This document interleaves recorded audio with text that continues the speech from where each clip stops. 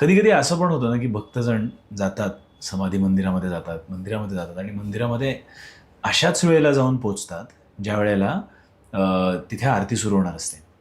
आणि तिथे ते पोचतात आणि आरती सुरू होते.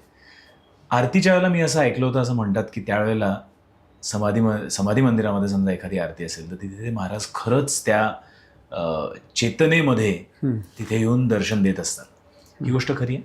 हो, महाराज असतातच तिथे. हम्म, आरतीच्या वेळेस 100% महाराज तिथे असतात. हम्म, म्हणजे मला तुम्हाला सगळ्यांना सांगायला एक आवडेल, हम्म, एक गोष्ट त्याच्यातली आठवली तर मी सांगतो, हम्म, की शंकर महाराज मठामध्ये हम्म.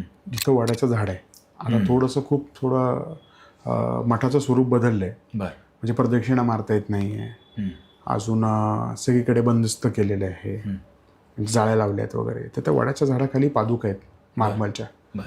तर असं तिथं म्हटलं जातं की महाराज तिथे दर शनिवारी सकाळी 11 वाजेपर्यंत, म्हणजे सकाळी जेव्हा मठ उघडतो त्यापासून 11 वाजेपर्यंत तिथं असतात. दर शनिवारी असतात. बरं. आणि असं समजायचं की तुम्ही तुमचा एक प्रश्न तिकडे घेऊन जायचा, तिथं तुम्ही हात टेकवायचे. आता डोकं टेकू शकत नाही, हात तिथं टेकतात, खाली डोकं टेकवा तुम्ही. बरं. डोकं टेकून तुम्ही तुमचा एकच प्रश्न महाराजांना सांगा. मनोमनाने सांगा. त्याचं उत्तर बरोबर तुम्हाला मिळेल आणि तो प्रश्न सॉल्व्ह पण होतो.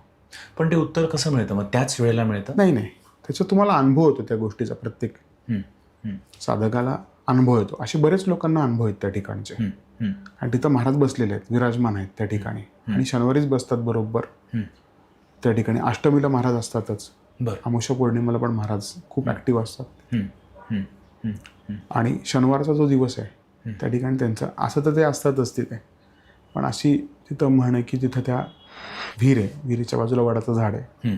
तिथं महाराज बसून आपले प्रश्न सोडवतात.